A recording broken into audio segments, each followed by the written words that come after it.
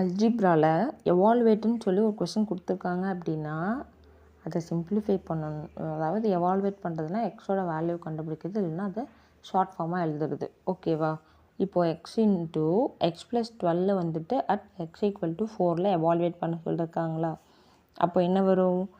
First x into x plus 12ல் எக்ஸை உள்ளே மல்டிபிள் பண்ணுவேன். கரெக்டாக? அப்போ எக்ஸ் இன்ட்டு எக்ஸ் நமக்கு என்ன கிடைக்கும்? எக்ஸ் ஸ்கொயர், எக்ஸ் ப்ளஸ் இருக்குது, எக்ஸ் இன்ட்டு 12 12x. புரிஞ்சுதுங்களா? அடுத்து என்ன சொல்லியிருக்காங்க? எக்ஸ் ஈக்குவல் டு 4ன்ற கண்டிஷனை வந்துட்டு நமக்கு கொடுத்துருக்காங்க. அப்போ இதுக்கு பதிலாக நம்ம 4 சப்ஸ்டியூட் பண்ணலாமா? பண்ணோன்னா என்ன கிடைக்கும்? 4 ஸ்கொயர் ப்ளஸ் 12 இன்ட்டு 4ன்னு கிடைக்கும். கரெக்டாக? 4 ஸ்கொயர் என்னது? 16. 12 4s 48. ரெண்டுத்தையும் ஆட் பண்ணால் எனக்கு என்ன கிடைக்கும்? 48 ப்ளஸ் 16.